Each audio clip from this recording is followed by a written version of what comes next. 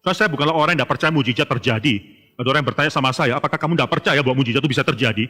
Saya katakan, saya percaya, tapi saya tidak percaya mujizatmu adalah mujizat.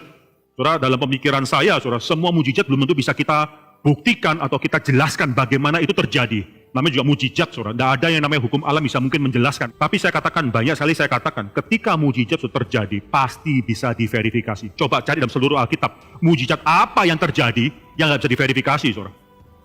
Ketika Elia naik ke surga atau naik ke langit, itu adalah suatu hal yang diverifikasi secara empiris oleh Elisa. Dia melihat Elia naik ke surga, ke langit.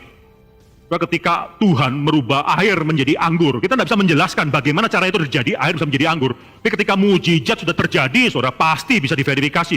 Bawa anggur tersebut ke lab, pasti ada senyawa kimia daripada anggur di dalamnya, saudara. Ketika Lazarus dibangkitkan, saudara, itu banyak orang yang membuktikan verifikasi empiris melihat Lazarus bangkit. Bisa pegang tubuhnya dan seterusnya. Tidak bisa dijelaskan bagaimana dia dibangkitkan, tapi setelah terjadi mujizat tersebut harus bisa diverifikasi. Ketika Yesus Kristus bangkit, saudara, itu ada 500 orang sekaligus yang melihat dia. Itu verifikasi empiris, saudara. Bahkan Thomas demand suatu verifikasi empiris. Saya mau mencucukkan jariku ke dalam lubang pakunya dan memasukkan tanganku ke dalam lubang daripada sampingnya. Dan Tuhan ketika menampakkan diri depan Thomas, dia memberikan izin bagi Thomas untuk melakukan verifikasi empiris. Nah, omong kosong kalau sekarang mujizat terjadi, tapi tidak bisa dibuktikan secara empiris. Tidak perlu dibuktikan secara empiris, harus diterima dengan iman. Itu omong kosong, saudara, bagi saya. Paling tidak, kalau saya tidak bisa menjelaskan bagaimana terjadi, paling tidak bisa diverifikasi hasilnya di dalam laboratorium, saudara.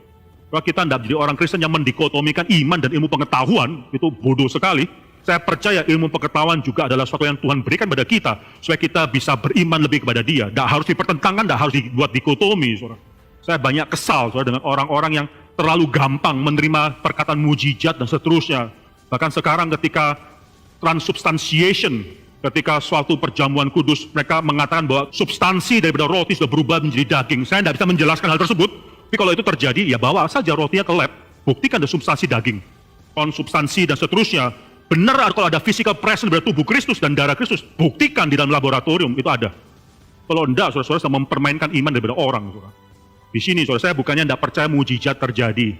Saya percaya mujizat, bahkan definisi saya mengenai mujizat lebih dari banyak orang. Banyak orang menganggap bahwa mujizat itu hanyalah sesuatu yang terjadi ketika Tuhan berintervensi.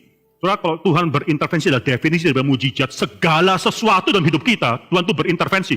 Bahkan bisa bangun pagi hari ini pun, bernafas pun adalah Tuhan berintervensi. Kapan Tuhan tidak berintervensi, saudara? Akhirnya dengan jelas mengatakan firman itu menopang seluruh dunia ini. Kapan dia tidak berintervensi?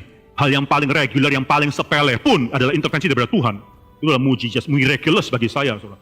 Saudara katakan bahwa saya tidak percaya mujizat itu omong kosong. Saya tidak percaya bahwa mujizat yang kau klip sebagai mujizat adalah suatu mujizat, itu saya tidak percaya.